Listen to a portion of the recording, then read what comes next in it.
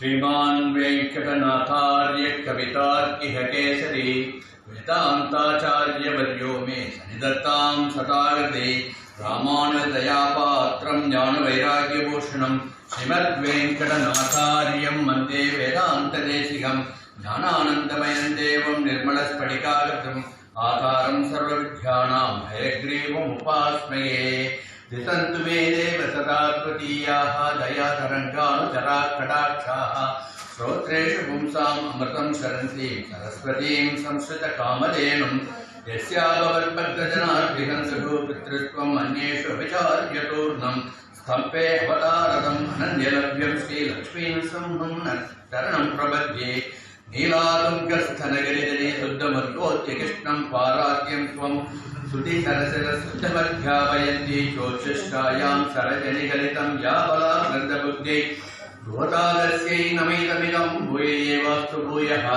அன்னவயல் புதுவை ஆண்டாள் அரங்கற்கு பண்ணு திருப்பாவை பல்வதிகம் இசையால் பாடிக் கொடுத்தால் நற்பாமாலை பூமாலை சூடி கொடுத்தாலை சொல்லு சூடி கொடுத்த தொடர்புடையே சொல்பாவை பாடி அருளவல் அவர்களையாய் நாடு நீ வேங்கடவல் கண்ணவி என்னை மாற்றம் நாம் கடவாவனமேனல்கு வேயுள்ளி புத்தூராடை கூறம் மேன்மேலும் மிக விளங்கு விஷ்ணுசித்தன் தூய திருமகளாய் வந்தரங்கனாக்கு துழாய்மாலை முடிசூடி கொடுத்த மாதே நயமுடன் திருப்பாவை பாட்டாலைந்தும் நீ உரைத்த தையொரு திங்கள் பாமாலை ஆயப்புகழ் 143 அன்புடனே அடியேடு கரு செய்தீயே. நமஸ்தே. வழக்கம் போல திருப்பாவையினுடைய 16வது நாள் பாசுரமாகிய இன்னைய பாசுரத்தை அனுபவிப்பதற்கு முன் சுவாமி நிகமாந்த தேசிகன் கோதாக்கிராட்டி அவருடைய பெருமையை போற்றி அனுகிரகித்துள்ள கோதாஸ்துதி என்ற ஸ்தோத்திரத்திலே 16வது ஸ்லோகத்தை அனுபவித்துவிட்டு தொடர்ந்து திருப்பாவையை அனுபவிப்போம். கண்மௌலிதாமானை விபூத் சிரசா கிரகீதே ஸ்வச்சந்த கல்பித சரீரத பிரமோதாः மஞ்சுஸ்மனா மதுலிகோ விதது ஸ்வயம் தே ஸ்வயம்பரம் கமபி மங்களதுர்யகோஷம்.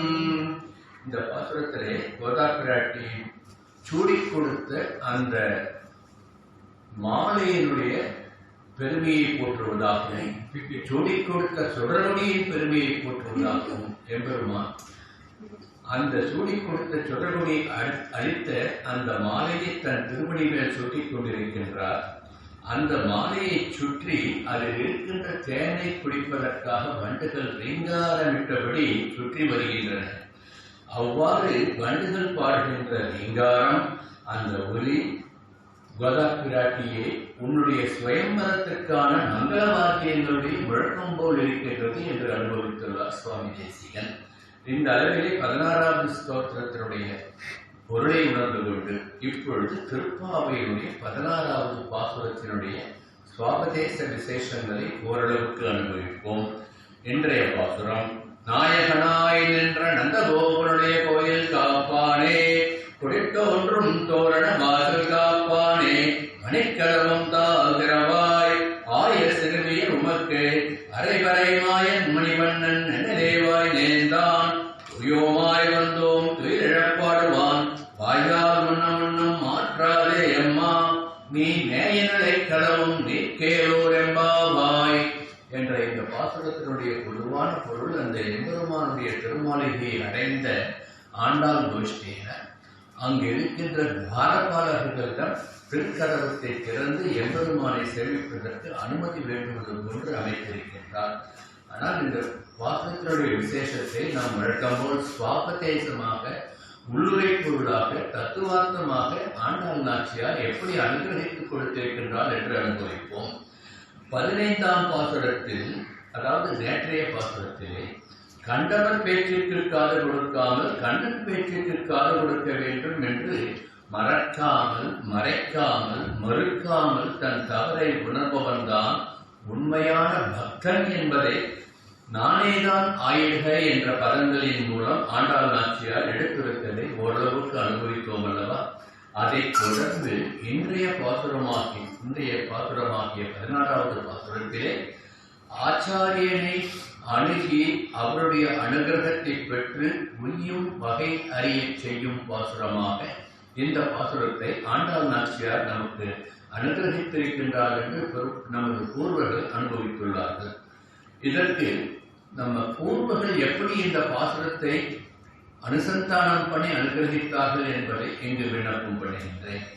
பிரமாணம், பிரமேயம், பிரமாதா இந்த 3 தத்துவங்களும் இந்த பாசுரத்தினுடைய உள்ளுரை பொருளாக நம் பூர்வர்கள் அனுபவித்திருக்கிறார்கள். பிரமாணம்னா பிரமா கரணம் பிரமாணம் என்றபடி.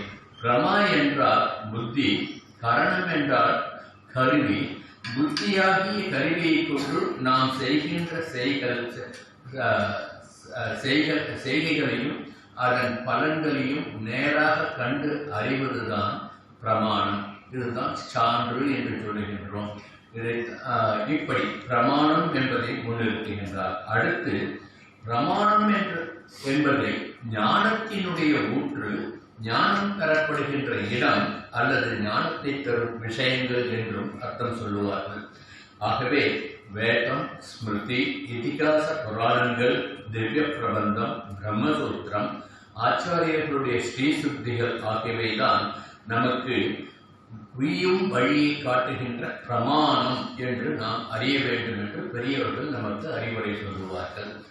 பிரமா இயம் பிரமேயம், அதாவது அறியும் வழியை அறிதல். யாரை அறிவது? எம்பெருமானை அறிவது. எப்படி அறிவது? பிரமாணத்தை கொண்டு அறிவது என்று பிரமேயம் ஆகிய உபாயத்தை பிரமாணத்தை கொண்டு அறிய வேண்டும். ஏற்கனவே நாம் பார்த்து உணர்ந்த சான்றுகளை வைத்து எம்பெருமானை அறிய வேண்டும் என்பதை பிரமேயம் என்ற உபேயமாக இந்த பாசுரத்திலே ஆண்டார் உட்பொருளாக முன்னுரை பொருளாக அனுகிரகித்திருக்கின்றார் என்று அறிய வேண்டும். பிரமேயம் என்ற உபாயத்தால் அறியப்படுகின்ற பொருள் அல்லது நமக்கு தோன்றுகின்ற பொருள் புருஷார்த்தம். அந்த புருஷார்த்தம் தான் இந்த கோயிலின் உள்ளே உரைகின்ற எம்பெருமான் என்று இந்த பாசுரத்திலே ஆண்டாள் விளக்குகின்றார். இப்படி பிரமேயம் என்பது பிரமாணத்தால் அறியப்படும் பரமபதத்திலே வைத்திருக்கின்ற ஸ்ரீமன் நாராயணன், பரம், வியூகம், விபவம், அந்தர்யாமி, அச்சை என்று அனைத்து நிலைகளிலும் அறிகின்ற எம்பெருமான் புருஷார்த்தம் என்று விளக்குகின்றார். இதையே வேறு விதமாக நம் பூர்வர்கள் அனுபவித்திருப்பார்கள். பிரமாணம் என்றால் அது அஷ்டாட்சர மந்திரம், பயமந்திரம், சரமஸ்லோகம் ஆகிய 3 மகாமந்திரங்களை பிரமாணமாக நமக்கு எடுத்துக்காட்டி பிரமேயமாக உய்யும் வழியாக அந்த எம்பெருமானை புருஷார்த்தமாக நமக்கு காட்டுகின்றது என்று அனுபவிப்பார்கள். இப்படி பிரமேயம் என்பது எம்பெருமானையும் எம்பெருமானை காட்டிக் கொடுக்கின்ற பிரமாதா என்பவர்கள் ஆச்சாரியர்கள் என்பதையும் இந்த பாசுரத்திலே ஆண்டாள் நாச்சியார் சுவாபதேச பொருளாக அனுபவித்திருக்கின்றார். ஆகவே எம்பெருமானை பற்ற வேண்டும் என்றால் மந்திரம், பரதேவதா நிர்ணயம், ஆச்சாரியன் என்ற 3 விஷயங்களிலும் பரிபூர்ண நம்பிக்கையுடன் நாம் அணுக வேண்டும் என்பதுதான் இந்த பாசுரத்திலே ஆண்டாள் மீண்டும் மீண்டும் முழுமை பொருளாக உணர்த்தி இருக்கின்றார் என்று நமது பூர்வர்கள் அனுபவித்திருப்பார்கள். 5 என்று பெரியவர்கள் அனுபவித்தார்கள் அல்லவா? இது 4வது 5னுடைய முதல் பாசுரம், 16வது பாசுரம். ஆகவே முதல் 2, 3, 5 பாசுரங்களில், அதாவது 6வது பாசுரம் முதல் 15வது பாசுரம் வரை ஆழ்வார்களை துயிலெழுப்பி அவர்களை தன் ஆச்சாரியர்களாக வரித்துக் கொண்டு எம்பெருமானுடைய அந்த திருக்கோயிலுக்கு ஆண்டாள் நாச்சியார் நோன்பு நோக்க சென்றார் என்று அனுபவித்தோம். தத்துவார்த்தமாக அதை வெவ்வேறு விதத்திலே அனுபவித்ததை இங்கு நாம் எடுத்துக்கொள்ள வேண்டும். ஆகவே கூடியிருந்து குளிர்தல் என்ற உன்னதமான ஸ்ரீ வைஷ்ணவ தத்துவத்தை ஆண்டாள் கீழ்ப்பாசுரங்களிலே நமக்கு எடுத்துக்காட்டி அது கீழ்லோகத்தில், அதாவது இந்த பூலோகம் என்று எடுத்துக்கொண்டோம் என்றால் மேலுலக நிலையில், அதாவது பரமபத நிலையில் நந்தகோபருடைய திருமாளிகை தான் எம்பெருமான் மேலுலகத்திலே இருக்கின்ற பரமபதத்திலே இருக்கின்ற அந்த திருமாமணி மண்டபம் என்று உருவகித்து இந்த பாசுரத்திலே மணிக்கதவம் தாழ்த்திரவா என்று அந்த திருமாமணி மண்டபத்தின் மணிக்கதவத்தை தாழ்த்திறக்க சொல்வதற்காக முதலில் துவாரபாரர்கள் முதற்கொண்டு பரமாத்மா கண்ணன் வரை எழுப்புகின்ற பாவனையாக 16ஆம் பாசுரம் முதல் 20ஆம் பாசுரம் வரை 4வது 5லே உள்ள 5 பாசுரங்களிலே சொல்லுகின்றார் என்று பெரியவர்கள் அனுபவிப்பார்கள். இதை தத்துவார்த்தமாக வேறு விதத்திலே நாம் உணரலாம். இந்த பாசுரத்தின் சுவாபதேசம் எனப்படுகின்ற உள்ளுரை பொருள் ஸ்ரீ வைஷ்ணவ சித்தாந்தத்தின் மிக மிக உயர்ந்த தத்துவங்களாகிய ரகசிய திரயத்தை, அதாவது அஷ்டாட்சரம், துவயம், சரணஸ்லோகம் ஆகியவற்றை உணர்த்தும் பாசுரமாக நம் பூர்வர்கள் நமக்கு அனுபவித்து நாம் அவ்வழியே கடைபிடிக்க வேண்டும் என்பதை உணர்த்தி இருக்கின்றார்கள். 6வது பாசுரம் முதல் 15ஆம் பாசுரம் வீராக ஏற்கனவே சொன்னபடி தோழியர்களையும் ஆழ்வார்களையும் எழுப்பும் பாசுரமாக அனுபவித்து அவர் அந்த பாசுரங்கள் உணர்த்திய சுவாபதேசத்தை மனதிலே உட்கொண்டோம் என்றால் அடுத்த 5 பாசுரங்களிலே துவாரபாலகர்கள் முதல் எம்பெருமான் கண்ணன் வரை பேரெழுப்புகின்ற பாசுரமாக ஆண்டால் அமைத்திருக்கின்ற நேர்த்தியை நாம் அனுபவிக்க வேண்டும். இந்த பாசுரத்தில் குறிப்பிடப்படுவது 10 இந்திரியங்களையும் பின்னிருந்து இயக்குகின்ற மனம் பற்றியது என்றும் பெரியவர்கள் நமக்கு உபதேசம் பண்ணியிருக்கின்றார்கள். ஒருவருக்கு மனம்தான் அவருடைய உறவு, மனம்தான் ஒருவருடைய விரோதியும் ஆகும். அதைத்தான் அமிர்தபிந்து உபனிஷத் உபதேசம் பண்ணுகின்றது. மனஏவ மனுஷ்யானாம் காரணம் பந்தமோக்ஷயோ பந்தாய விஷயாசக்தம் முக்தியை நிர்விஷயம் ஸ்மிருதம். இந்த அமிர்தபிந்து உபனிஷத்தில் இருப்பது போன்றே பகவான் பகவத்கீதையும் ஒரு ஸ்லோகம் சொல்லியிருக்கிறார். இருந்தாலும் இந்த அமிர்தபிந்து உபனிஷத் நமக்கு உணர்த்துவது என்னவென்றால், உலக விஷயங்களில் செல்லுகின்ற மனமே நம் ஆத்மக்ஷேமத்திற்கு விரோதி. அதே போன்று உலக விஷயங்களில் பற்றற்று உள்ள மனமானது நமக்கு ஆத்ம நன்மையை செய்கின்ற உறவினன் என்று சொல்லுகின்றது. அதையே வேறு விதமாக ஈசாவாசிய உபனிஷத்தும் நமக்கு உபதேசம் பண்ணும். ஈசாவாசிய உபனிஷத்தில் சொல்லியிருக்கின்ற அந்த 15வது ஸ்லோகத்தை சொல்கின்றேன். ஹிரண்மயேன பாத்திரேன சத்யசயா விஹிதம் முகம் தத்வம் பூஷண்ணா பாவ்ருணு சத்ய தர்மாய திருஷ்டையே என்று ஈசாவாசிய உபனிஷத் உபதேசிக்கும். அதாவது ஹிரண்யம் என்றால் ஜோதி வடிவம். அந்த ஜோதி வடிவமான ஒரு பாத்திரத்தை ஒரு மூடியை கொண்டு மூடிவிட்டால் அது தங்க மூடி என்று அந்த மூடியை திறந்து அதை அனுபவிக்காமல் இருப்போமா? அதுபோன்றுதான் அந்த ஜோதி ஸ்வரூபமாகிய எம்பெருமானை மூடி இருக்கின்ற அஞ்ஞானத்தை, கண்களை கூச வைக்கின்ற அந்த ஒளியை நாம் தரிசிக்க வேண்டும் என்றால் அந்த கிரணங்களை அகற்றுங்கள் என்று ஈசாவாசிய உபனிஷத் பூடகமாக சொல்லும். இந்த ஈசாவாசிய உபனிஷத் என்ன சொல்லுகிறதோ, என்ன உள்ளுணர்வை நமக்கு எடுத்து காட்டியதோ அதைத்தான் இந்த பாசுரத்திலே ஆண்டாள் நாச்சியார் உணர்த்தியுள்ளார் என்று நம் பெரியவர்கள் அனுபவித்து நமக்கு கொடுத்திருக்கின்றார்கள். அதாவது பாத்திரம் பொன்மயமாக இருந்தாலும் அதை தங்கத்தால் போட்ட ஒரு மூடியால் மூடிவிட்டால் பாத்திரத்தின் உள்ளே இருப்பதை தங்க மூடி போட்டிருக்கின்றது என்று அனுபவிக்காமல் விடுவோம். ஆகவே அதுபோன்றுதான் கண் மறைத்து வாய் மூடி இருப்பவன் பார்க்கவும் பேசவும் முடியாது அல்லவா? ஆகவே பொன்மூடியை அப்புறப்படுத்தான் அந்த களத்தில் உள்ள பொருளை அனுபவிப்பது போன்று ராஜச தமோகுணங்களான இந்திரியங்களால் வரப்படும் ராகமோகங்களால் மனம் மூடப்பட்டிருக்கின்ற பொழுது எம்பெருமானை அடைய விடாமல் தடுக்கின்றன அந்த ராஜச தமோகுணங்கள் என்று உபதேசிக்கின்றது.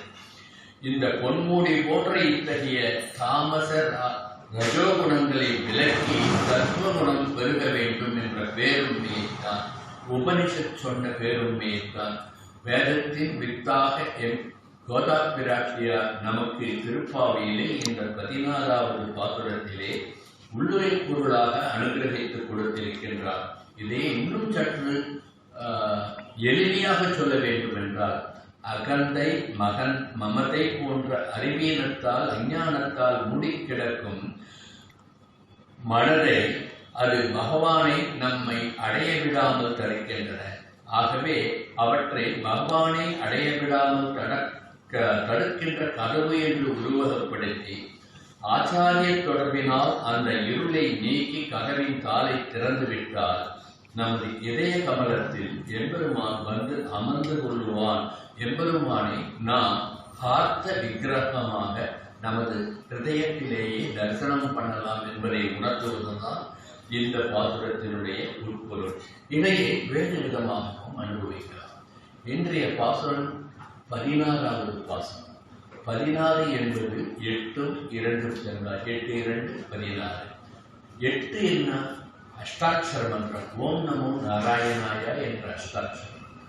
2 என்பது பயமந்திரம். பயமந்திரத்தில் சத்சங்கத்திலே வெளிப்படையாக சொல்ல முடியாது, இருந்தாலும் அதை பின்னால் விளக்கம் சொல்லுகின்ற போது பிரித்து சொல்கின்றேன். துவயத்தை சேர்ந்து மனதிற்குள்ளே அனுபவிக்க வேண்டும், அதை உறக்க சொல்லக்கூடாது என்பது விதி என்பதனால் 8 என்பது அஷ்டாட்சர மந்திரம், 2 என்பது பயமந்திரம், 8 2 16 என்பதை நாம் எண்ணிக்கொண்டே இருந்தால் நமது அஞ்ஞானம் நீக்கி நம் மனக்கதவம் திறக்கும் என்பதனால் தான் 16வது பாசுரமாக கதவை திறக்கின்ற பாசுரமாக ஆண்டாள் இந்த பாசுரத்தை நமக்கு மணிக்கதவம் தாழ் திறவாய் என்ற வரிகளை உணர்த்தி அனுபவித்திருக்கிறார் என்று நாம் அனுபவிக்க வேண்டும். நாயகனாய் நின்ற நந்தகோபனுடைய கோவில் காப்பானே. நாயகன் என்பது இங்கு பகவான், தலைவன், அரசன், இறைவன் என்று எப்படி வேண்டுமானாலும் பொருள் கொள்ளலாம். ஆழ்வார்கள் மிகவும் உகந்து எடுத்தாள்கின்ற ஒரு சொல் என்றால் நாயகன் என்று ஆழ்வார் பாசுரங்களில் நாம் ஆழ்ந்து அனுபவித்தால் தெரிய வரும். ஆகவே நாயகனாய் நின்ற நந்தகோபன் என்று இந்த பாசுரத்திலே ஆண்டாள் நாச்சியார் சொல்லுவது அந்த நந்தகோபனுடைய குமரனாகிய கண்ணன், அந்த கண்ணனின் தந்தையாகிய நந்தகோபன் என்று நாம் அண்மையப்படுத்தி பார்த்து அனுபவித்துக் கொள்ள வேண்டும். நந்தன் என்றால் எல்லோரையும் மகிழ்ச்சியாக வைத்துக் கொள்பவன் என்று பொருள்படும். ஆகவே நந்தகோபன் என்பதை நந்தன் கோ என்று பிரித்து, கோ என்றால் அரசன், தலைவன். ஆகவே நந்தகோபன் குமரனாகிய கண்ணன் தான் உலகுக்கெல்லாம் அரசன், தலைவன் என்பதை நந்தன் என்ற அந்த சொல்லிலே ஆண்டாள் நாச்சியார் உட்பொருளாக உணர்த்துகின்றாள் என்று நாம் அனுபவிக்க வேண்டும். இங்கு நாயகன் என்பது கிருஷ்ணனையும் அவன் இருக்கின்ற திருமாமணி மண்டபம், அதாவது பரமபதத்திலே எம்பெருமான் எழுந்தருளி இருக்கின்ற திருமாமண்டபம் இங்கு நந்தகோபனுடைய திருமாளிகையாகவும் உருவகப்படுத்தி ஆண்டாள் நாச்சியார் திருப்பாவையிலே அருளியுள்ளார் என்று பெரியவர்கள் நமக்கு விளக்குவார்கள்.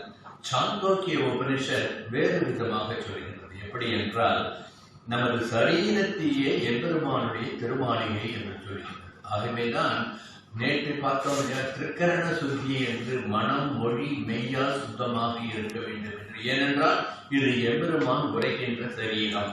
ஆகவே பிரம்மபுரே தகரம் பண்டரீகம் வேஸ்மை என்று சாந்தோக்கிய உபனிஷத் எம்பெருமானுடைய திருமாளிகை நம்முடைய சரீரம் என்று உணர்த்துவதை, இந்த சரீரத்தின் உள்ளே இருக்கும் ஹிருதயத்தில் எம்பெருமான் தன் திருமாளிகையாக கொண்டு பஞ்சப்பிராணம் என்ற பிராணம், அபானன், வியானன், உதானன், சமானன் என்ற 5 வாயுக்களும் கண், காது, மூக்கு, நாக்கு, சருமம் ஆகிய 5 இந்திரியங்களுக்கும் அதிதேவதையாக துவாரபாலகர்களுக்கும் உள்ள சம்பந்தம் ஆகியவற்றை சாந்தோக்கிய உபனிஷத் அழகாக விளக்கும். அதை இங்கு நான் பின்னப்பும் பண்ணுகின்றேன்.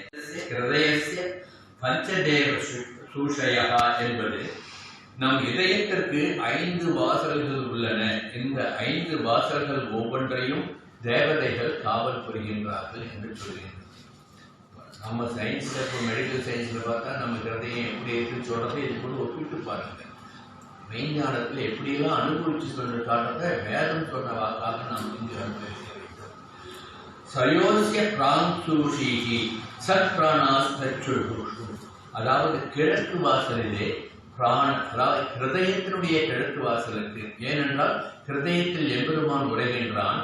அந்த மணிமாமண்டபத்திற்கு கிழக்கு வாசலிலே பிராணன், கண், ஆதித்யன் ஆகிய 3 தேவதைகள் இருக்கின்றார்கள்.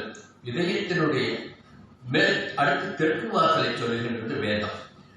அதயோஸ்ய தட்சிணः சுஷிஸ்வியானா தச்ரோத்ரகம்ச சந்திரமாஹ என்று சொல்லி தெற்கு வாசலுக்கு வியானன், செவி, சந்திரன் ஆகிய தேவதைகள் துவாரபாலகர்களாக இருக்கின்றார்கள் என்கிறது. ஆகவே அவர்களை தியானி என்று சொல்கிறது. அடுத்து மேற்கு வாசலிலே அத யோகஸ்ய பிரத்யம் சூஷிகி சோ அபான வாக் சோ அக்னிகி என்று சொல்லி மேற்கு வாசலில் அபானன், வாக்கு, அக்னி ஆகிய தேவதைகள் உள்ளார்கள் என்று சொல்லுகின்றது. இந்த தேவதைகளையும் சமமாக நினைத்து வணங்கு என்று உபதேசிக்கின்றது.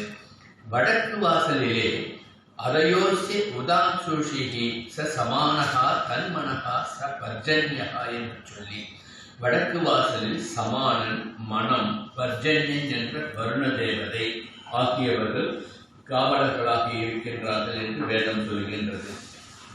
மேல் வாசலிலே, அதாவது நமக்கு மேலே ஆகாசத்திலே தலைக்கு மேலே உதானன், வாயு, ஆகாசம் ஆகிய தேவதைகள் உள்ளன என்பதை அதே யோகஸ்ய ஊர்வ சாக்கிய ச உதான ஆகாசகா என்று சொல்கிறது. அதாவது தலைக்கு மேலே உதானன், வாயு, ஆகாசம் ஆகிய தேவதைகள் இருக்கின்றார்கள். தேவா ஏச பஞ்ச பரம புருஷா ஸ்வர்கஸ்ய லோகஸ்ய துவாரபாகா என்று சொல்லி இந்த 5 தேவதைகளையும் சொர்க்கலோகத்தினுடைய வாசல் தேவதைகள் என்று வேதம் உரைக்கின்றது. சொர்க்கம் என்றது நம் சம்பிரதாயத்திலே பரமபதம்.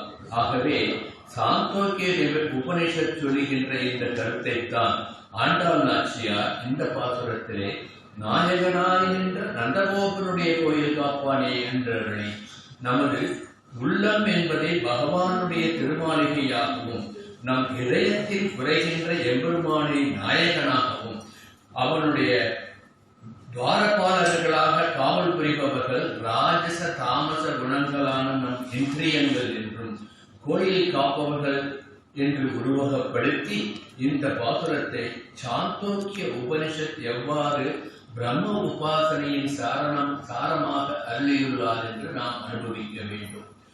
இதையே இப்பொழுது சற்று இங்கு இருக்கின்ற இந்த எம்பெருமான் எழுந்துள்ளிருக்கின்ற இந்த தர்மாதி பீடத்தை பாருங்கள். இந்த தர்மாதி பீடத்திலே ஒவ்வொரு தேவதைகளும் எவ்வாறு ஆபாசனம் செய்து வைக்கப்பட்டிருக்கின்றார்கள் என்று பாருங்கள்.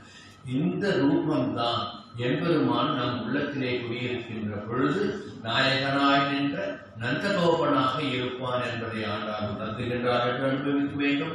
இந்த ரூபத்திலே தான் எம்பெருமான் பரமபதத்திலே திருமாவணி மண்டபத்திலே வீற்றிருக்கின்றான் என்று நாம் அனுபவிக்க வேண்டும். இந்த பேருண்மையை தினந்தோறும் நமக்கு நிதர்சனமாக உணர்த்துவது நம் திருக்கோயில்களுடைய அமைப்பு என்றும் நாம் உணரலாம்.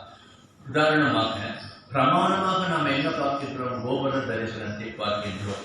கோபுர வாயில், அடுத்து துவஜஸ்தம்பம் என்ற கொடிக்கம்பம் தமிழில் சொல்லுவார், துவஜஸ்தம்பம். அடுத்து பலிபீகம், மகாமண்டபம், துவாரபாலகர்கள், அர்த்த மண்டபம், கருவறை. இந்த அமைப்பிலே தான் இந்த பஞ்ச பூதங்களாலான இந்த உடலும் இருக்கின்றது என்று வேதம் எடுத்துரைக்கும். வேதம் எவ்வாறு எம்பெருமானுடைய உரைவிடத்தை சொல்லுகின்றது என்பதை நமக்கு நிதர்சனமாக உணர்த்துவதற்காகத்தான் ஆலய அமைப்புகளிலே இப்படி கோபுரம், துவஜஸ்தம்பம், பலிபீகம், மகாமண்டபம், துவாரபாலகர்கள், அர்த்த மண்டபம், கருவறை என்ற அமைப்பிலே அமைத்து வைத்திருக்கின்றார்கள் என்பதை நாம் உணர வேண்டும். இன்னொன்று, கோவிலுக்கு போறோம், துவாரபாலகர்களை சேமித்து விட்டுதான் எம்பெருமானுடைய சன்னதிக்கு உள்ளே போக வேண்டும் என்பது நேதி. அதைத்தான் வேதம் சொல்லுகின்றது, ஆண்டாளம் சொல்லுகின்றார். ஆகவேதான் முதலிலே போய் வாயக்காவலர்களை வந்தனம் பண்ணி உத்தரவு கேட்கின்றார் என்பதை நாம் அனுபவிக்கிறோம். வாயக்காவலர்கள் துவாரபாலகர்கள் என்று சொல்லும் பொழுது எத்தனை பேர் கவனித்திருப்பீர்களோ தெரியவில்லை. ஒரு துவாரபாலகர் ஒரு விரலை காட்டுவார், இன்னொரு துவாரபாலகர் கை விரல்களை விரித்து காட்டுவார். இதற்கு என்ன அர்த்தம்? எதற்கு? ஒரு சிலை செய்வதற்காக, அழகுக்காகவா இப்படி செய்து வைத்தார்கள்? இல்லை, ஆழ்ந்த தத்துவத்தை உணர்த்துவதற்காக. ஒன்று என்று காட்டுவது பரமன் ஒன்றே, சர்வலோகத்திற்கும் நாயகன் ஒருவனே, ஸ்ரீமன் நாராயணனே என்பது அந்த ஏகத்துவத்தை உணர்த்துவதற்காக துவாரபாலகர்கள் ஒரு வீரரை காட்டி நமக்கு காட்டிக் கொடுக்கின்றார்கள் நிதர்சனத்திலே. விரித்து காட்டுகின்ற போது கைவிரல்கள் 5 இன்னொரு துவாரபாலர்கள் இப்படி வைக்கின்றார்னா அதுக்கு என்ன அர்த்தம்னா அவர் நமக்கு அனுகிரகம் பண்றதில்லை. அதன் மூலம் தெரிந்து கொள்ளுங்கள், நாராயணனை தவிர வேறு எந்த தெய்வமும் கிடையாது இந்த லோகத்திலே, அவன்தான் பரதெய்வம் என்பதை காட்டுவதற்காகத்தான் வேதம் சொன்ன ஏகம் ஏகம் ஏவ அத்விதீயம் பிரம்மம் என்று சாந்தோக்கிய உபனிஷத் சொன்ன அந்த நிலையைத்தான் துவாரபாலர்களுடைய நிலையாக இங்கே ஆகவேதான் நந்தகோபனுடைய கோயில் காப்பானே என்று அந்த காவலில் இருக்கின்ற அந்த துவாரபாலர்களை முதலில் வந்தனம் பண்ணுகின்றார் ஆண்டாள் இந்த பாசுரத்திலே. இன்னொரு விதமாக அனுபவிப்போம். கோயில் காப்பான் என்பது ஓம் நமோ நாராயணாய என்ற மூல மந்திரமான அஷ்டாட்சரத்தை குறிக்கின்றது என்று எடுத்துக்கொண்டார். நாராயணனே பரம்பொருள் என்ற ஏக தத்துவத்தை உணர்த்துகின்றார் என்பதையும் உள்ளுரை பொருளாக உணரலாம். கொடித்தோன்றும் தோரணவாசல் என்று அடுத்த வரியிலே சொல்கின்றார். எம்பெருமானுடைய திருமாமணி மண்டபத்தினுடைய கொடித்தோன்றும் தோரணவாசல் எது என்றால் துவயமகா மந்திரம் என்று ஆண்டாள் அனுபவிக்கின்றார் என்று நாம் அதை உள்ளுரை பொருளாக எடுத்துக்கொள்ள வேண்டும்.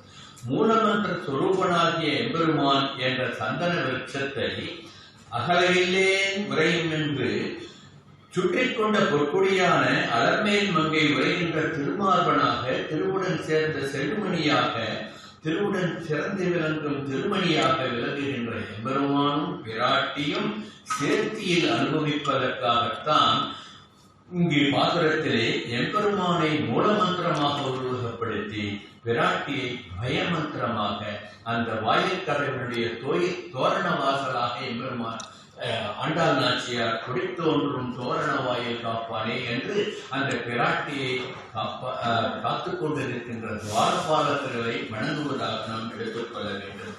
இதே சுவாமி நிகமாந்த மகாதேசிகன் தயாசங்கத்திலும் அருளி இருக்கின்றார். நாள் இல்லாதனால அதெல்லாம் சொல்றதுக்கு ரொம்ப முடியல. தயாசதகத்திலும் எம்பெருமானுடைய கருணையை எப்படி உருவப்படுத்தி அதை சுவாமி நிகமாந்த தேசிகன் அனுகிரகித்திருக்கிறார் என்பதை நாம் அனுபவிக்க வேண்டும். ஆகவே அஷ்டாட்சர மந்திர ஸ்வரூபியாக இருக்கும் எம்பெருமானுடைய திருக்கோயிலில் தோரணமாக துவயமந்திரம் இருக்கின்றது. அதைத்தான் ஆண்டாள் என்று கொடித்தோன்றும் தோரண வாயில் என்று நமக்கு சொல்லி இருக்கின்றார். கோவில்ல இந்த 2 வரிகளிலே எம்பெருமானை கோவிலில் உள்ளே சென்று எவ்வாறு தரிசனம் பண்ண வேண்டும் என்பதை ஆண்டாள் நாச்சியார் இந்த பாசுரத்திலே உள்ளுரை பொருளாக சொல்லி இருக்கின்றார். நிறைய பேர் இப்படி வாசல்ல போகும்போது இப்படி போட்டுட்டு போயிட்டே இருக்கிறதுலாம் தரிசனமே கிடையாது. எம்பெருமானுடைய திருக்கோயிலுக்கு உள்ளே வந்து எம்பெருமானை கண்ணார கண்டு கழித்து சேவித்து அவன் கருணையை பெறுவதற்கு என்று ஒரு நியமம், ஒரு நிதி, ஒரு வழி, ஒரு நெறி இருக்கின்றது என்பதை இந்த பாசுரத்திலே ஆண்டாள் நாச்சியார் உள்ளுரை பொருளாக சொல்லுகின்றார்.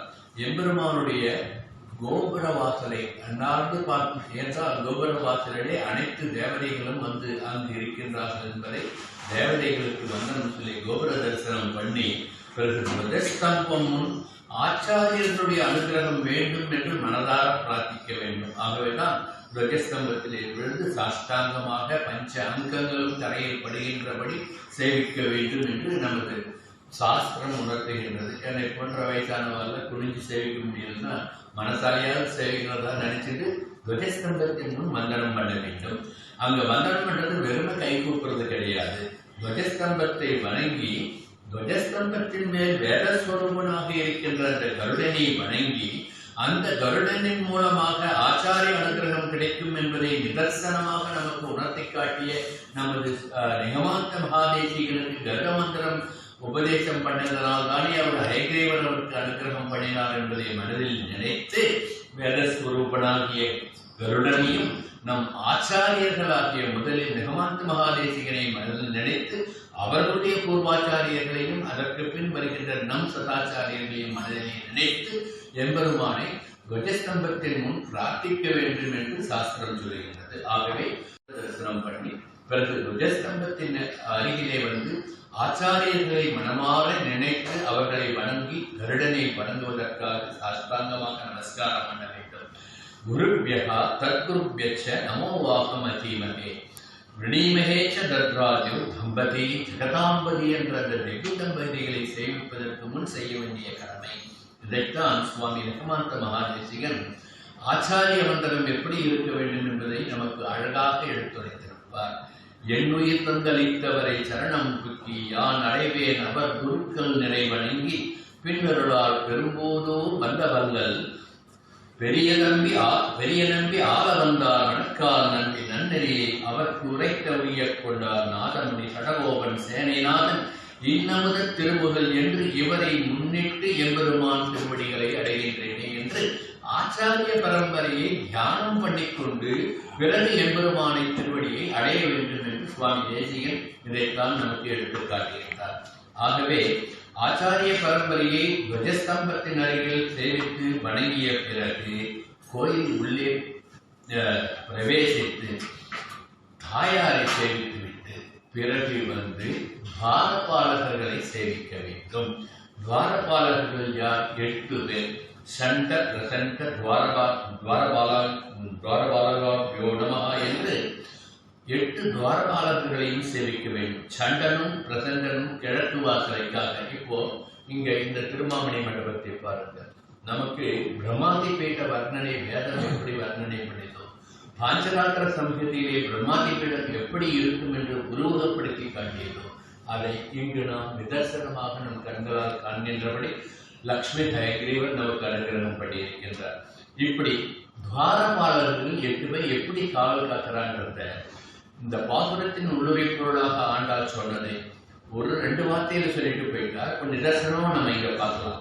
சண்டனும் பிரசண்டனும் கிழக்கு வாசலை காக்க பார்த்துக்கோங்க.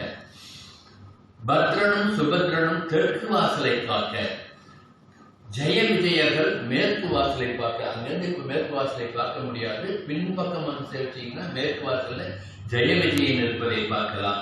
ஜெய விஜயர்கள் மேற்கு வாசலை காக்க, தாதாவும் பிதாவும் வடக்கு வாசலை காக்கின்றார்கள். குமுதன், குமுதாட்சன், புண்டரீகன், வாமனன், சர்வகர்ணன், சர்வநேற்றன், சுமுகன், சுப்ரதீட்சன் ஆகியவர்கள் ஆபரணங்களில் தோரணமாக இருந்து துவாரபாலகர்களாக இருக்கின்றார்கள். இதுதான் பிரம்மாதிபீட வர்ணனை பாஞ்சராத்திர சமூகத்திலேயே சொல்லப்பட்டது. அதைத்தான் இந்த திருக்கோயிலே நமது சுவாமி அழகாக இது போன்று ஏற்பாடு செய்து வைத்திருக்கின்றார். அது நமக்கெல்லாம் கொடுத்த வரப்பிரசாதம், அனுகிரகம். ஆகவே பரமபதத்திலே போய் எம்பெருமானை இந்த பூதவிடல் நீங்கிய பிறகு நாம் அனுபவிப்பதை அச்சாரூபத்திலேயே எம்பெருமான் பரமபதத்திலே எப்படி வைத்திருக்கின்றார் என்பதை நம் கண் முன்னே நிதர்சனமாக காண்கின்ற இந்த பாக்கியத்தை நமக்கு உள்ளுரை பொருளாக எடுத்து காட்டுவதுதான் இந்த 16வது பாசுரம். ஆகவேதான் நாயகனாய் என்ற நந்தகோபனுடைய பொடிய காப்பானே என்று துவாரபாலர்களுக்கு முதலில் வந்தனம் பண்ணுகின்றார். இது சாந்தோக்கிய உபனிஷத் எப்படி சொல்லியதோ அந்த வகையிலே இருப்பதையும் உணரலாம். சாந்தோக்கிய உபனிஷத் நமது உடல் சரீரத்தையே ஒரு ரதமாக சொல்லி அந்த ரதத்தில் உள்ளே இருக்கின்ற ஆத்மாவை எப்படி எல்லாம் அனுபவிக்கின்றது என்பதை நேற்றைய பாசுரங்களிலே அனுபவித்தோம். அதை மீண்டும் சொல்வதற்கு நாழியிலே அதை நினைவிலே கொள்ளுங்கள். ஆகவே இந்த பாசுரத்தை அனுபவிக்கும் பொழுது தர்மாதிபீட வர்ணனையை மனதிலே கொண்டு அனுபவிக்க வேண்டும். நாயகனாய் நின்ற நந்தகோபனுடைய கோயில் காப்பானே, குடி தோன்றும் தோரணவாயில் காப்பானே, மணிக்கலமும் தால் திறவாய் என்று சொல்லிவிட்டு அந்த வாயில் காப்பான் திறக்க முடியாது என்று சொன்னால் என்ன பண்ணுவது என்று முன்பே உணர்ந்து நெண்ணிலே வாயினர் தான் சொல்றார். எனக்கு ஏற்கனவே பகவான்கிட்ட நான் பாஸ் வாங்கி வச்சிருக்கேன், அனுமதி சீட்டு வாங்கி வச்சிருக்கேன், அவன் நெண்ணிலே வாயினர் தான். இப்போ நாம யதார்த்தத்தில் என்ன பண்றோம்? ஒரு இடத்துக்கு போறதுன்னா அவன் பாஸ் இருக்கா, உள்ள போறதுக்கு அப்பாயின்மெண்ட் இருக்கான்னு கேட்கிறாங்கல்ல. அது நம்மளுடைய யதார்த்தம் லௌகீகத்துல. ஆனா இங்க ஆண்டாள் எப்படி அருமையா ஒரு அற்புதமான விளக்கத்தை கொடுக்கின்றார்.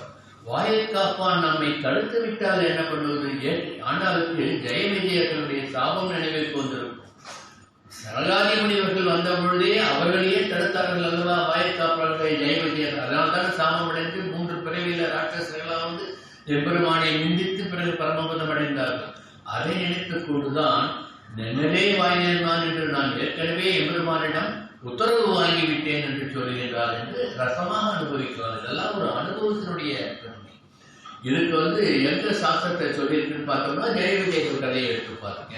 அப்படிதான் நாம் எடுத்துக்கணும். புராணம் நமக்கு மறைத்து மறைத்து நல்ல விஷயங்களை வெவ்வேறு இடத்திலே சொல்லியிருக்கும். அதை எப்படி நாம் கிரகிக்கின்றோம், எப்படி நாம் அதை அனுபவிக்கின்றோம் என்பதில் தான் ஆழ்வார் பாசுரமாகட்டும் ஆண்டாள் பாசுரமாகட்டும் அதனுடைய உள்ளர்த்தம் நமக்கு சுவாபதேசம் புரிய வரும் என்பதை நாம் உணர வேண்டும். நென்னலே வாய்நேர்ந்தான் என்று அடுத்து சொல்லுகின்றார். நென்னல் என்றால் நேற்று, சென்ற நாள், முன்பே என்று அர்த்தம் கொள்ள வேண்டும். அந்த வகையிலே பார்த்தால் முன்பே எம்பெருமான் எனக்கு அனுமதி கொடுத்து விட்டான் என்றால் எப்படி அனுமதி கொடுத்தான்? நென்னலே வாய்நேர்ந்தான் சர்மஸ்லோகம் சொல்லி எனக்கு 3 விதமாக சர்மஸ்லோகம் சொல்லி எம்பெருமான் அனுகிரகித்திருக்கின்றான். ஆகையினால் நான் அவருடைய திருப்பாதத்தில் சரணடைவதற்கின்றேன் என்று சொல்லுகின்றார். ஆகவே மாம் ஏகம் சரணம் பிரஜ என்ற சர்மஸ்லோகம் தான் உடனே நமக்கு ஞாபகத்துக்கு வரும். சர்மஸ்லோகம் உடனே பகவத்கீதையிலே எம்பெருமான் சொன்ன மாம் ஏகம் சரணம் பிரஜ, என் ஒருவனையே சரணாகொள் என்ற அந்த சர்மஸ்லோகம் தான் ஞாபகத்திற்கு வரும். ஆனால் இங்கு ஆண்டாள் நாச்சியார் வராகவதாரத்திலே பூமி பிராட்டிக்கு கொடுத்த சர்மஸ்லோகத்தை நினைவுபடுத்துகின்றார். ஏன்னா ஆண்டாளுக்கு யோதா பிராட்டி பூமி தேவியுடைய அவதாரம் தானே. வராகவதாரத்திலே பூமி பிராட்டிக்கு எம்பெருமான் உபதேசம் பண்ணின அந்த சர்மஸ்லோகத்தினுடைய சாரமாகத்தானே ஆண்டாள் நமக்கு இங்கு ஆண்டாளாக பிறந்து பூமாதேவி ஆண்டாளாக பிறந்து நமக்கு அனுகிரகித்திருக்கின்றான். ஆகவே வராக சர்மஸ்லோகத்தையும் நினைவில் கொள்ள வேண்டும். அதே போன்று ராமன் விபீஷணனுக்கு சரணாகதி பண்ண போது சொன்ன சரணாகதி தத்துவத்தை உணர்த்திய சரணஸ்லோகத்தையும் நாம் எடுத்துக் கொள்ள வேண்டும். ஆகவே நென்னலே வாய்நேர்ந்தான் என்பது பூமி பிராட்டி கோதையாய் அவதரித்து திருப்பாவியை நமக்கு அருளியுள்ளார் என்பதை அவள் பூமி பிராட்டியாக எம்பெருமான் வராக பெருமாளிடம் பெற்ற அந்த சரணஸ்லோகத்தை நினைவுபடுத்துகின்றாள் என்று அனுபவிக்கலாம். ஆகவே ராம சர்மஸ்லோகத்தை விபீஷண சரணாகதியில் வாய் நேர்ந்தான் எம்பெருமான். கிருஷ்ணாவதாரத்தில் தேர்தட்டில் நின்று கொண்டு வாய் நேர்ந்தான் பகவத்கீதையாக நமக்கு இப்பொழுது சர்மஸ்லோகம் என்றவுடன் நாம் அனுபவிக்கின்ற சர்மஸ்லோகத்தை இதைத்தான் வாய் நேர்ந்தான், நென்னலே வாய் நேர்ந்தான், முன்பே சொல்லிவிட்டான் என்று ஆண்டாள் அனுபவிக்கின்றார். மணிக்கதவம் தாழ்த்திறவாய் என்று சொல்கின்றார். ஏன் மணிக்கதவம் திறக்க வேண்டும்? 3 மகாமந்திரங்கள் அஷ்டாட்சர துவய சர்மஸ்லோக மகாமந்திரத்தை அனுகிரகித்து தனக்கு பிரசாதமாக அருள வேண்டும் என்று ஒரு சிஷ்யன் தகுந்த சதாச்சாரியனை அணுகி அந்த மந்திரங்களுடைய தத்துவார்த்தங்களை உணர வேண்டும் என்பதற்காக இந்த சிஷ்யனுடைய மனக்கதவும் திறக்க வேண்டும் என்று ஆண்டாள் சொல்கின்றார் என்று நாம் அனுபவிக்க வேண்டும். ஆகவே அஷ்டாட்சரம் என்பது மந்திர ரகசியம், துவய மந்திரம் என்பது அனுசந்தான அனுஷ்டான ரகசியம், சரமஸ்லோகம் என்பது விதி ரகசியம் என்பதை இந்த 3 மகாமந்திரங்களையும் உள்ளுரையாக கொண்டு நம் மனத்தை மூடிக்கொண்டிருக்கின்ற பகவத் அனுபவத்திற்கு தடையாக இருக்கின்ற அஞ்ஞானத்தினால் விளைகின்ற அகங்கார மமகாரங்களை விலக்கி மனக்கதவத்தை திறந்து எம்பெருமானுடைய காலில் சரணடைவாய் என்று சொல்வதற்காகத்தான் மணிக்கதவம் தாழ் திறவாய் என்று கூடகமாக உள்ளுரை பொருளாக ஆண்டாள் நமக்கு அருளி இருக்கின்றாள் என்று அனுபவிக்கலாம். இதைத்தான் ஆண்டாள் எப்படி சொல்லியிருக்காருன்னா அவருடைய திருத்தகப்புனா சொன்னதை நினைவில் கொண்டும் சொல்லியிருப்பார் என்று அனுபவிக்கலாம். மார்பம் என்பதோர் கோயில் அமைத்து அதில் மாதவன் என்பதோர் தெய்வத்தை நாட்டியது. நமது மனக்கோவிலே மாதவனை தெய்வமாக கொண்டு வந்து நாட்டே என்று பெரியாழ்வார் சொன்னதை இங்கு நினைத்து பார்த்தோம் என்றால் மணிக்கதவம் தாழ்த்திறவாய் என்று சொல்லி சேதனர்களாகிய பக்தர்களாகிய நம்மை உங்களுடைய மனக்கதவத்தை திறவாய் என்று ஆண்டாள் நமக்கு எடுத்துக்காட்டுகின்றார் என்று அனுபவிக்க வேண்டும் என்று சொல்லுகின்றார். முகுந்த மாலாவிலே எம்பெருமான் மாயனை எப்படி அனுபவித்தார் என்று கீழ்ப்பாத்திரங்களிலே அனுபவித்தோம். அதை இங்கு நினைவுபடுத்திக் கொள்ளுங்கள். அதாவது அந்த ஸ்லோகத்தை சொன்னோம்னா அதுக்கு இன்னும் நாழி ஆயிடும் மணி ஆயிட்டுலாம் அந்த ஸ்லோகத்தை சொல்ல இப்படி மாதவனான மணிவண்ணனை முகுந்த மாலையிலே எம்பெருமான் எப்படி அனுபவித்தானோ அதே போன்றுதான் நென்னலே வாய்நேர்ந்தான் மணிவண்ணன் என்று நமது ஆண்டாள் நாச்சியார் அனுகிரகித்திருக்கின்றார் என்று நாம் அனுபவிக்க வேண்டும். இந்த மணிவண்ணன் என்ற பதத்தை சுவாமி தேசிகன் வித்தியாசமாக அனுபவித்திருப்பார் வைராக்கிய பஞ்சகத்திலே. அஸ்திமே ஹஸ்தி செயலாற்றே வஸ்து பைதாமகம் தனம் என்று சொல்லி இந்த மணிவண்ணன் அஸ்திகிரியிலே இருக்கின்ற எம்பெருமான் அவன்தான் சகல லோகங்களையும் ஆள்பவன், அவன்தான் எனக்கு பெரும் தனம் பெரும் செல்வம், இந்த செல்லுகின்ற செல்வம் எனக்கு செல்வம் இல்லை என்று தன்னுடைய தோழருக்கு கடிதம் எழுதுவதாக வைராகிய பஞ்சகம் கொடுத்தார் அல்லவா சுவாமி நிகமாந்த மகாதேசிகர். அதில் சொல்லப்படுகின்ற அந்த வைராக்கியம் எம்பெருமானை தவிர வேறு எவரும் எனக்கு செல்வம் இல்லை என்று சொல்லுகின்ற அந்த செல்வத்தை சொல்லுவதுதான் மணிவண்ணன் என்ற பதம் என்று நாம் உணர வேண்டும். இப்படி நீங்காத செல்வமான வேத முதல்வனான கண்ணன் எனும் கருந்தெய்வத்தை தான் ஆண்டார் இந்த பாசுரத்திலே மாயன் மணிவண்ணன் என்று அழைக்கின்றார். அந்த மணிவண்ணனை எப்படி போய் சேவிக்க வேண்டும்? தூயோமாய் வந்தோம் துயிலப்பாடுவார்.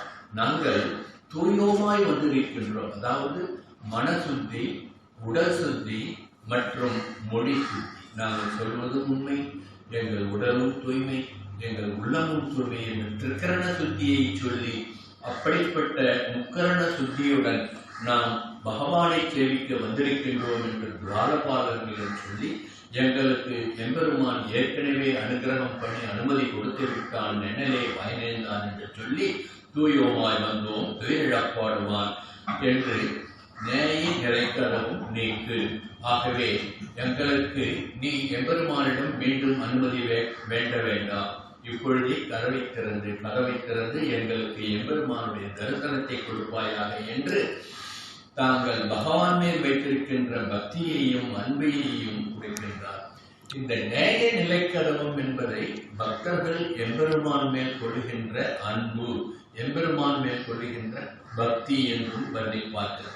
மணிக்கதவம் தாழ்கிறவாய், ஏனென்றால் நாங்கள் தூயோமாய் வந்தோம் என்கின்றார். இதற்கு தத்துவார்த்தமாக ஒரு பொருளை அனுபவிப்போம். நாம் எல்லோருமே பிறவி எடுத்திருக்கோம். வெகு சீக்கிரமே இந்த பிறவி வேண்டாம், பிறப்பற்ற பெருவாழ்வு வேண்டும் என்று வேண்டுபவர்கள் எத்தனை பேர் இருக்கின்றோம்? ஒரு சிலரே இருக்கின்றோம்.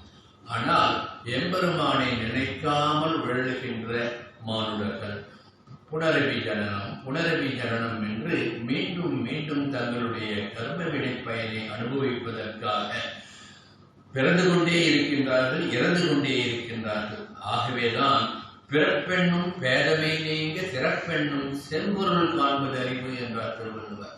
நமது ஸ்ரீ வைஷ்ணவத்தில் என்னெல்லாம் சொல்லி இருக்காரோ அத்தனையும் திருவள்ளுவர் சொல்லி இருப்பார்.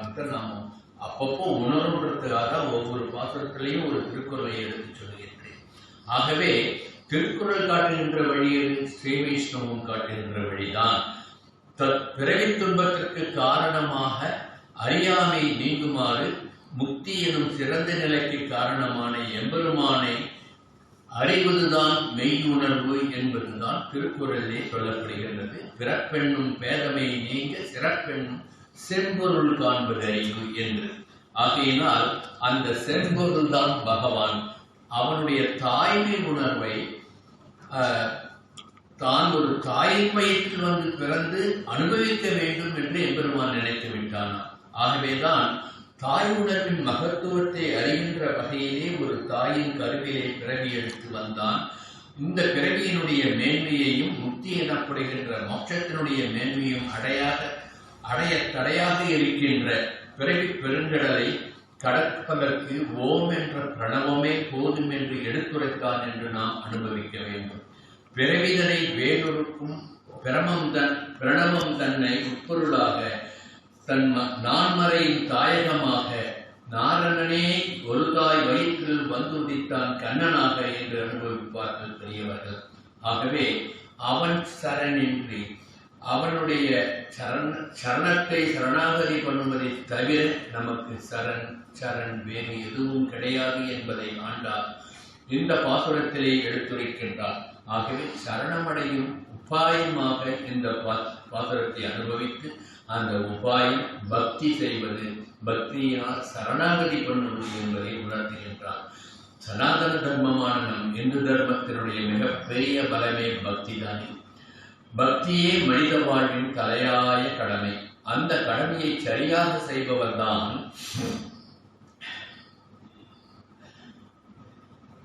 அந்த கடமையை உணர்ந்து செய்பவர்கள் தான் முக்தியை அடைகின்றார்கள். அந்த கடமையை சரியாக செய்யாதவர்கள் புனரபி ஜனனம், புனரபி மரணம் என்று மீண்டும் மீண்டும் தங்களுடைய சஞ்சித கர்மாக்களின் பலனை அனுபவிக்க மானுட பிறவி எடுக்கின்றார்கள் என்று அனுபவிக்க வேண்டும். ஆகவே பக்தி செய்வதற்கு நமக்கு வேறு எதுவுமே வேண்டாம். மனம் இருந்தால் போதும். மனம் இருந்தால் மார்க்கம் உண்டு. இதைத்தான் சொல்லுவார்கள்.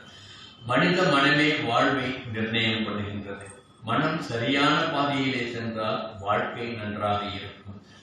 உலகில் விலை மதிக்க முடியாத ஒரு பொருள் இருக்கின்றதா? அதாவது லோகாயுதத்திலே எம்பெருமான் விலை மதிக்க முடியாத ஒரு பொருள் என்பது வேறு விஷயம். நாம் லோகத்திலே அனுபவிக்கின்ற பொருள்களிலே விலை மதிக்க முடியாத ஒரு பொருள் இருக்கின்றது என்றால் அது நம் மனம்தான். இந்த மனித மனம்தான் மனதை சரியான பாதையிலும் இழுத்துச் செல்லும், மனிதனை தீய பாதையிலும் இழுத்துச் செல்லும். ஆகவே மனத்தை கட்டுப்படுத்தி இந்திரியங்களை கட்டுப்படுத்தி ஜிதக்ரோதனாக எவன் வருகின்றானோ அவன் பக்தி மார்க்கத்திலே நிச்சயமாக முக்தியை அடைய சரணாகதி பண்ணுவான் என்பதுதான் நமது தர்மத்தினுடைய சாரம். இதைத்தான் பகவான் கீதையிலே சொல்கின்றார்.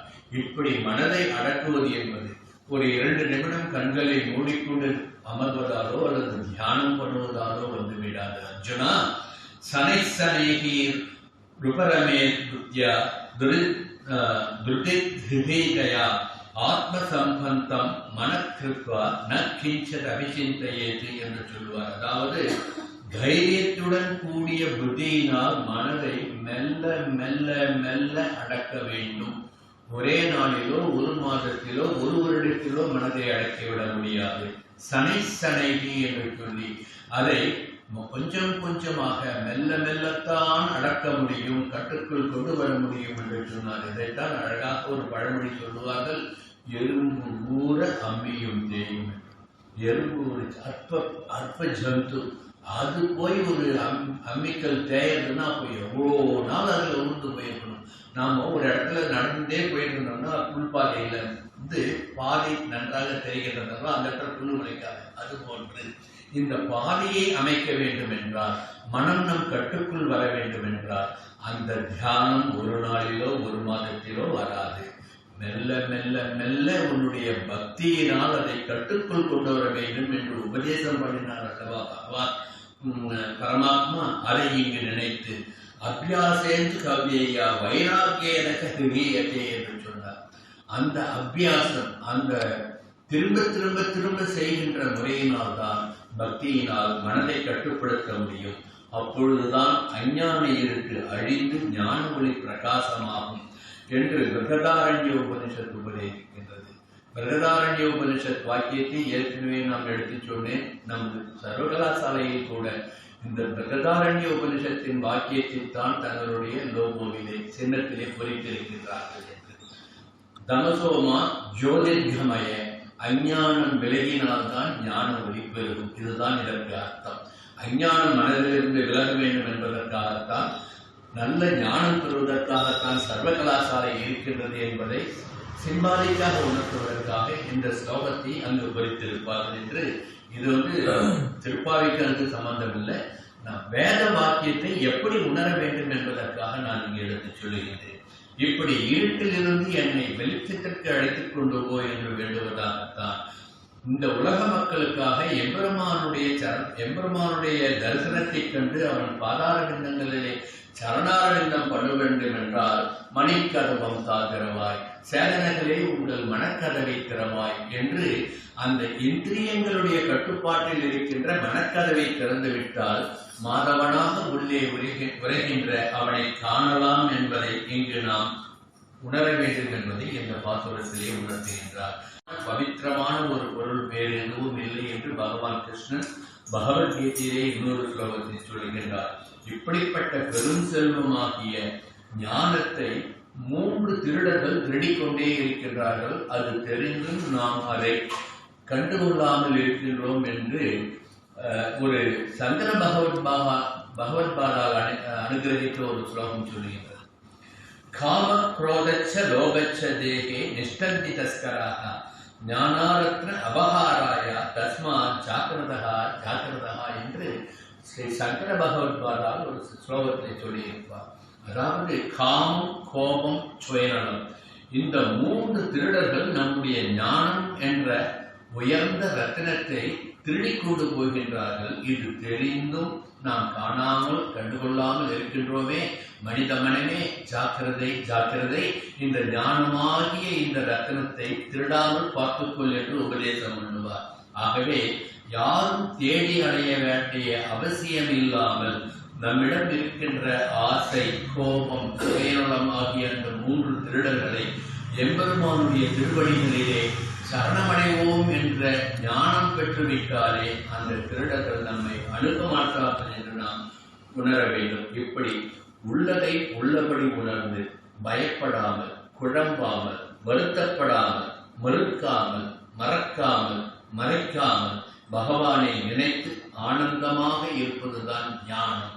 அந்த ஞானத்தை கொடுப்பதுதான் ஆழ்வார்கள் கொடுத்த பாசுரங்களையும் வேதங்களையும் ஸ்மரணம் பண்ணிக்கொண்டு எம்பெருமானை சரணடைவது.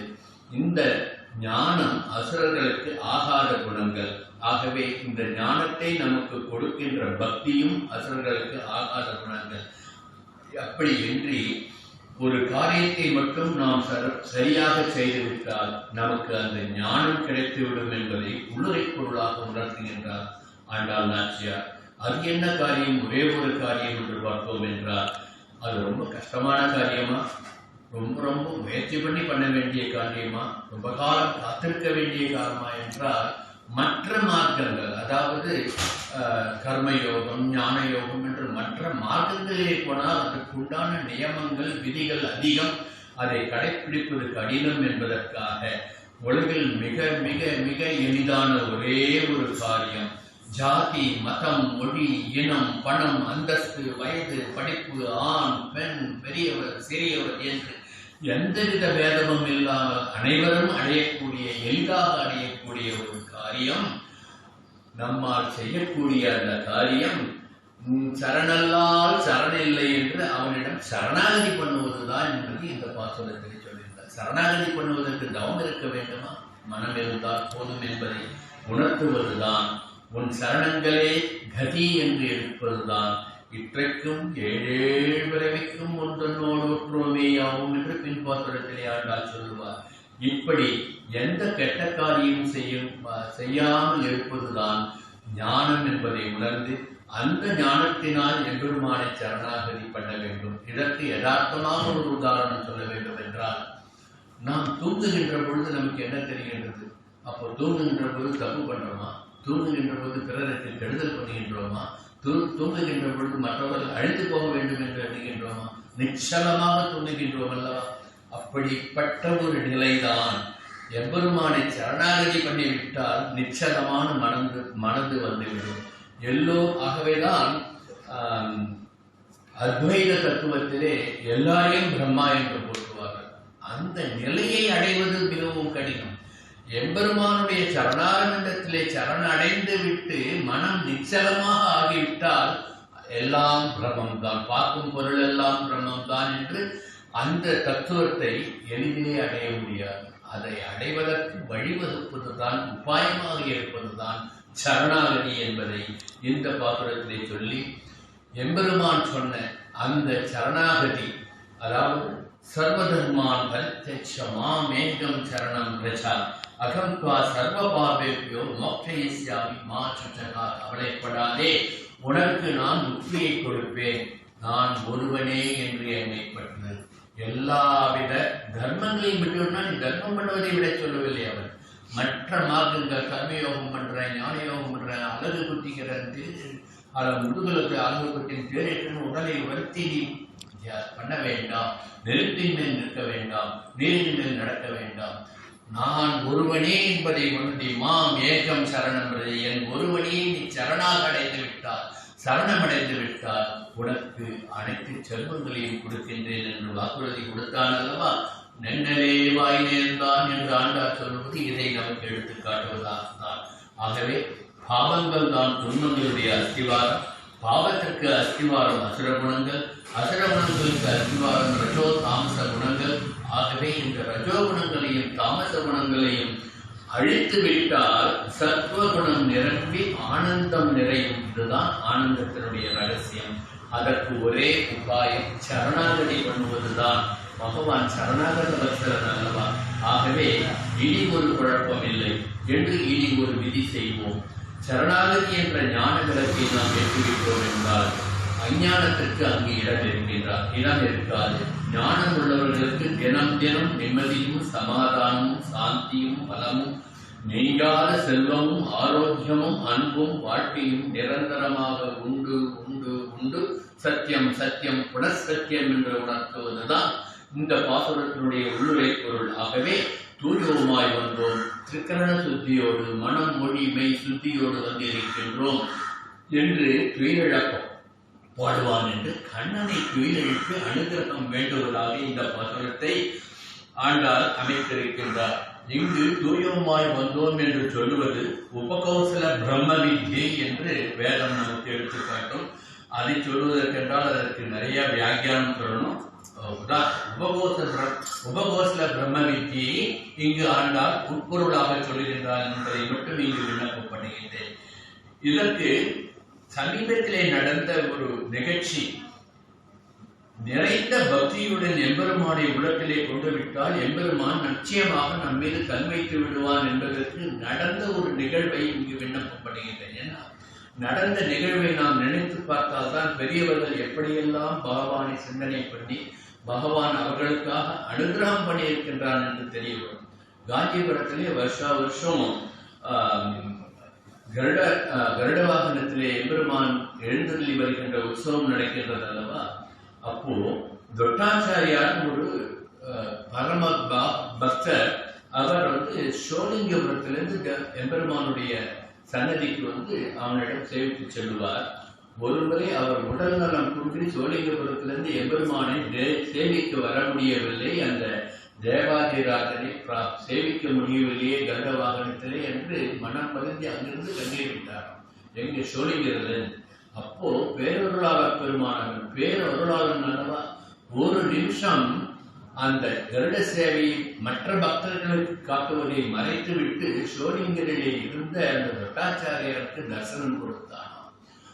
இந்த நிதர்சன நிகழ்வை உணர்த்துவதற்காக இன்னைக்கு கூட நீங்க பார்த்தீங்கன்னா தொட்டாச்சாரியார் சேவை என்று அந்த கருட சேவையில ஒரு நிமிடம் கொடையாக எம்பெருமானுடைய மறைச்சு காட்டும். அப்படின்னா எம்பெருமான் அங்க சோழிங்கர்ல அனுகிரகம் பண்றார். இது நிதர்சனமான உண்மை. இந்த உண்மை ஏன் இங்க சொல்றேன்னா அந்த அளவுக்கு பக்தி முற்றிவிட்டால் எம்பெருமான் நம்மிடம் வந்து விடுவான், நம்மிடம்தான் இருப்பான் என்பதை உணர்த்துவதுதான் இந்த பாசுரத்தினுடைய தன்மை. இன்னும் நிறைய சொல்லணும். கால பண்டிகம் திருவாராதன காலத்துல எப்படி பண்ணணும்ன்றதையும் இந்த பாசுரத்திலே உள்ளுரை பொருளாக யஜ்ஞை என்ற அந்த ஒரு காரியத்தை ஆண்டாள் சொல்வதாகவும் நாம் அனுபவிக்கலாம். இன்னொரு விதமாக கோயில் காப்பான் வாயில் காப்பான் என்று ரெண்டு விதமா சொல்றதையும், மணிக்கதவம் நேயநிலை கதவம் என்று ரெண்டு முறை சொல்லுவதும், ரகசிய மகாமந்திரமாகிய அஷ்டாட்சரம் துவயம் சர்மஸ்லோகம் ஆகியவற்றில் பூர்வ பாகத்தையும் உத்தர பாகத்தையும் சொல்லுவதாக நாம் அனுபவிக்க வேண்டும். ஒவ்வொரு மந்திரத்தினுடைய பூர்வாகம் உத்தர பாகத்தை சொல்வதற்காகத்தான் நிலைக்கதவத்தை 2 தடவை, அது மாதிரி வாயில் காப்போனை 2 தடவை வெவ்வேறு விதமாக சொன்னார் என்று அனுபவிப்பார்கள்.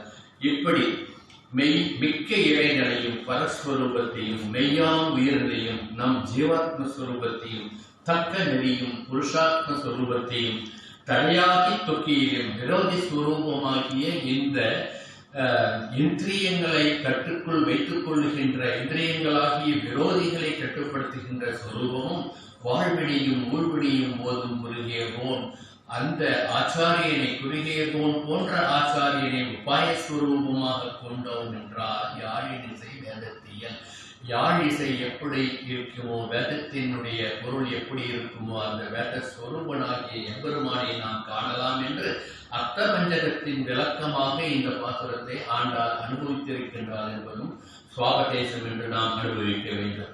இப்படி இன்னும் இந்த பாசுரத்தில் சொல்ல வேண்டிய சுவாபதேசங்கள் சொல்லிட்டு போனால் இன்னும் ஒரு 2 மணி நேரத்துக்கு கூட சொல்லிட்டு போகலாம். அவகாசம் இல்லாததுனால வேதாந்தமாக விழித்து பொருள் சொல்ல முடியவில்லை, க்ஷமிக்க பிரார்த்திக்கிறேன்.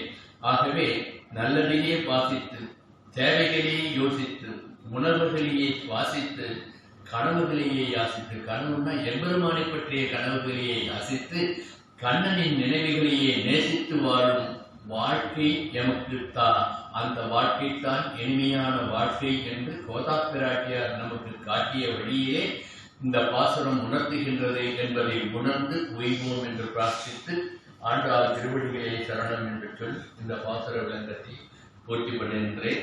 ஆண்டாள் திருவடிகளே சரணம். கவிதாக்கி சிம்மாய கல்யாண குணசாலினே ஸ்ரீமதே வெங்கடேசாய வேதாந்த குரவே நமः.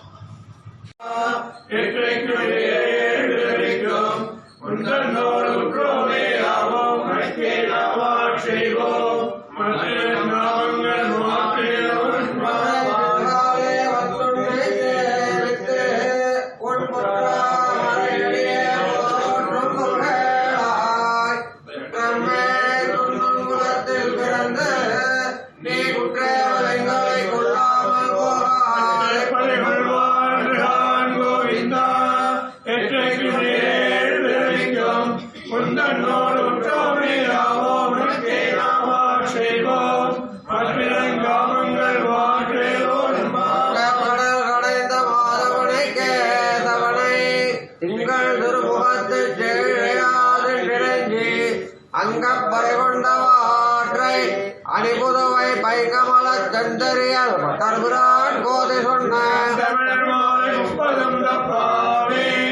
இங்கு பரிசுரைப்பாய் செங்கம் திருமுகத்தை செல்வத் திருமாலா எங்கும் கடல் கடைந்த மாதவனை கேதவனை திங்கள் திருமுகத்தை சேழையாதன் நிறைஞ்சி அங்கப்பறைகொண்டவாற்றை அணிபுதுவை பைங்கமல தந்தறியல் பட்டர்பிரான் கோதை சொன்ன இங்கு பரிசுரைப்பாய் செங்கம் திருமுகத்தை செல்வத் திருமாலா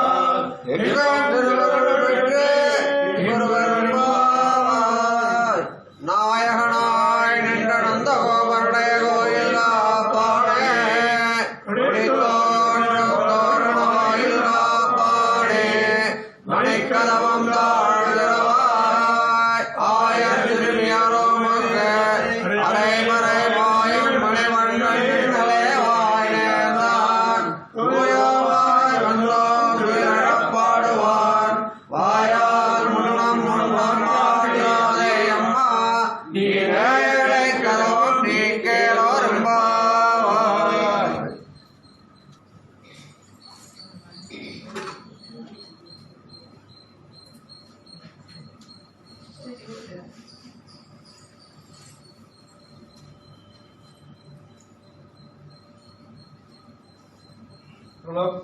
சுவாமி நம்மாழ்வார் பண்ண ஜகூடத்தார் நம்மாழ்வார் குலப்பாடு சுவாமி ஹேமாந்த மகாதேவ ஸ்ரீமத் வேதமார்க பிரதிஷ்டாபனாச்சாரிய சர்வதந்திர தந்திரோபய வேதாந்தாச்சாரிய ஸ்ரீ பகவத் ராமானுஜ சித்தாந்த நிர்தாரண சார்வபௌம ரங்கநாதிபதி பாதுகா தேவக துப்புநிகமாந்த மகாதேசின் கருளப்பாடு அருளப்பாடு ஆதிவந்தன கோபகிரீந்திர மகாதேசியன் அருளப்பாடு கஷ்டபராமசிரீந்திர மகாதேசியன் அருளப்பாடு ஸ்ரீ ஸ்ரீனிவாசீந்திர மகாதேசியன் அருளப்பாடு ரங்கநாதீந்திர மகாதேசியன் அருளப்பாடு வேதாந்த தேசிகீந்திர மகாதேசியன் திருமகளாம் தருவடிவோம் திருமருடம் தல்லறிவோம் அருமையாமை உறவோம்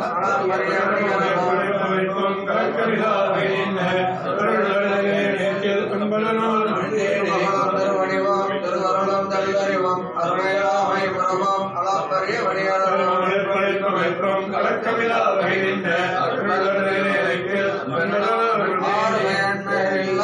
அடியவர்களுக்கும் ஆறுமகன் பயனும் இவை ஒரு காலம் பல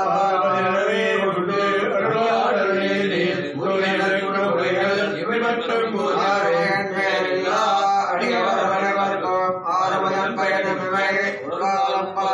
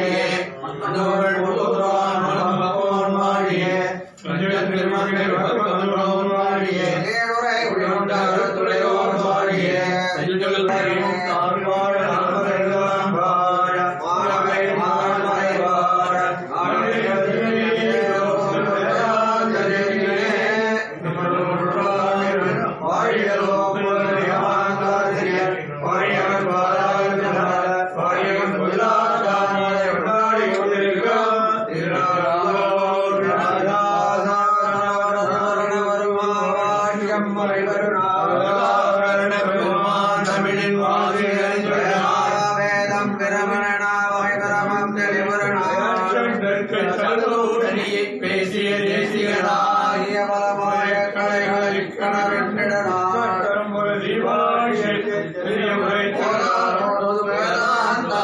உதயம் செய்திட